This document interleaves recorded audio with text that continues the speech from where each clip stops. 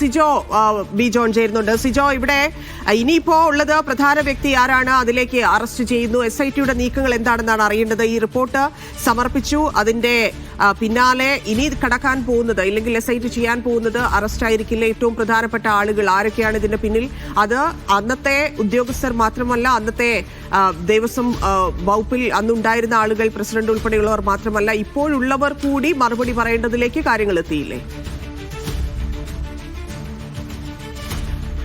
തീർച്ചയായും അക്കാര്യത്തിൽ യാതൊരു സംശയവുമില്ല. ഇത് ആദ്യത്തെ അന്വേഷണ പുരോഗതി റിപ്പോർട്ട് കൊടുക്കുന്ന സമയത്ത് തന്നെ ഹൈക്കോടതി ഒരു കാര്യം പറഞ്ഞിട്ടുണ്ട്. ഈ സ്വർണ്ണപ്പാളി 2019 അല്ലെങ്കിൽ അതിനുശേഷമുള്ള ആ സ്വർണ്ണപ്പാളി കടത്ത് മാത്രം ഇതിൽ അന്വേഷണം ഒതുങ്ങരുത് പറഞ്ഞിരുന്നു. അതിനുശേഷം നടന്നിരിക്കുന്ന എല്ലാ ഇടപാടുകളെക്കുറിച്ചും അന്വേഷണം വേണമെന്നുള്ള കാര്യമാണ് പറഞ്ഞിരുന്നത്. ആ ഒരു സാഹചര്യത്തിൽ തന്നെ അത്തരത്തിലൊരു അന്വേഷണം വ്യാപിപ്പിക്കുകയും ചെയ്തിട്ടുണ്ട്.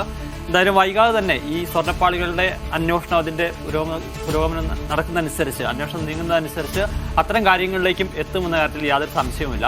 പ്രാഥമിക ഘട്ടം എന്ന നിലയിൽ ഇതിന്റെ ദേവസ്വം വിജിലൻസിന്റെ റിപ്പോർട്ടിന്റെ അടിസ്ഥാനത്തിലായിരുന്നു SIT FIR രജിസ്റ്റർ ചെയ്തത്. അതിനുശേഷമാണ് ഇതുമായി ബന്ധപ്പെട്ട് പ്രധാനപ്പെട്ട ഉദ്യോഗസ്ഥരെ ആദ്യം ചോദ്യം ചെയ്യാൻ വിളിപ്പിക്കുന്നത്.